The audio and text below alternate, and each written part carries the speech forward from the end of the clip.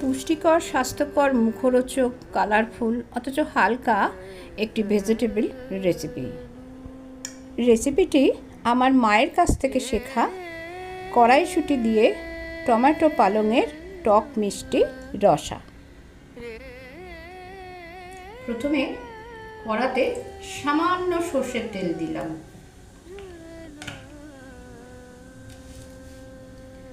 তেলটা ততক্ষণ গরম হোক। এবার কালো জিরে দিয়ে দিলাম।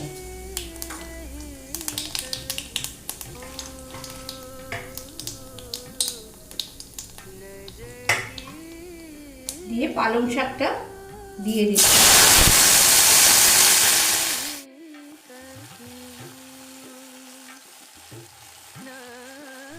আমার সমস্ত বন্ধু যারা আমার প্রতিটি রেসিপিতে আসো, যারা মাঝে মাঝে আসো আর যারা আজ নতুন আসবে, তাদের সবাইকে জানাই আমার আন্তরিক শুভেচ্ছা। আশা করি সবাই ভালো আছো, সুস্থ আছো। পালং শাকটা দেবার পরে আমি লবণ দিয়ে দিচ্ছি। এবার আমি কিছুক্ষণ ঢাকা দিয়ে রেখে দেব, যাতে তাড়াতাড়ি শাকটা নরম হয়ে যায়।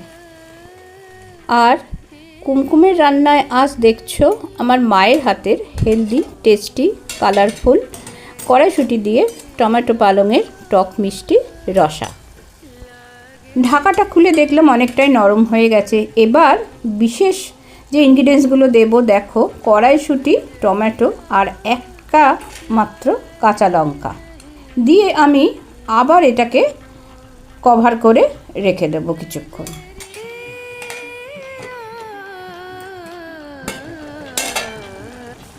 মিনিট 3-4 পরে আমি ঢাকাটা খুলে টমেটোগুলোকে আমি একটুখানি পেস্ট করে দিচ্ছি। এবার দিয়ে দেব একটু হলুদ।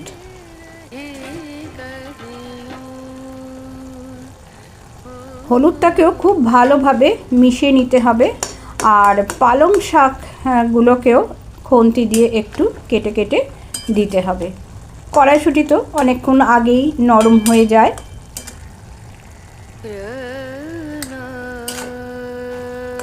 শীতকাল পড়লেই পালং শাক আনলে বাবা একটু বেশি করেই টমেটো আনতো। আর এই রান্নাটাতে মা আরও অনেকটা বেশি টমেটো দিত। আমার আজকে টমেটো দেওয়াটা একটু কম হয়ে গেছে। তোমরা যদি রান্নাটা করতে চাও তাহলে কিন্তু টমেটোটা আর একটু বেশি দেবে। এটা দিয়ে দিলাম একটু চিনি, তার কারণ এই রান্নাটা হচ্ছে টক মিষ্টি পালং শাকের রসা।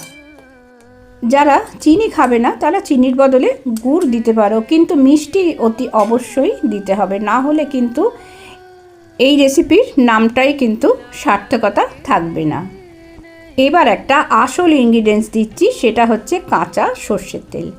এই রেসিপিটা নামানোর একটু আগে এই কাঁচা সর্ষের তেলটা কিন্তু দিতে হবে, তবেই কিন্তু এটা গরম ভাতে বা শুধু ভাতে কিন্তু এই রেসিপিটা খুব ভালো লাগবে। এবার আবার একটু ঢাকা দিয়ে দেব, তাহলে সর্ষের তেলের ফ্লেভারটা রান্নার মধ্যে বসবে। একটা পাত্রে ঢেলে দেখাবো রেসিপিটা কত কালারফুল দেখতে হয়। তোমাদের যদি ভালো লাগে রেসিপিটা, তাহলে তোমরা একদিন বাড়িতে ঠিক এইভাবে রান্নাটা করো আর আমাকে জানিও কেমন লাগলো রান্নাটা।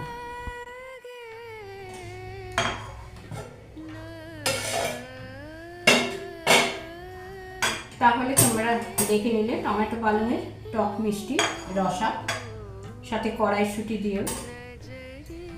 আগেই বলেছি এটা আমার মা করতো, আমরা সবাই খুব ভালোবাসতাম, বাবা বেশি ভালোবাসতো।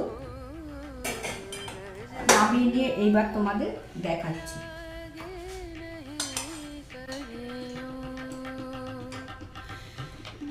ভিডিওটা তাহলে এখানেই শেষ করলাম। সবাই ভালো থেকো, সুস্থ থেকো, সবাইকে নিয়ে একসাথে আনন্দ করে ভালো থাকো। ধন্যবাদ।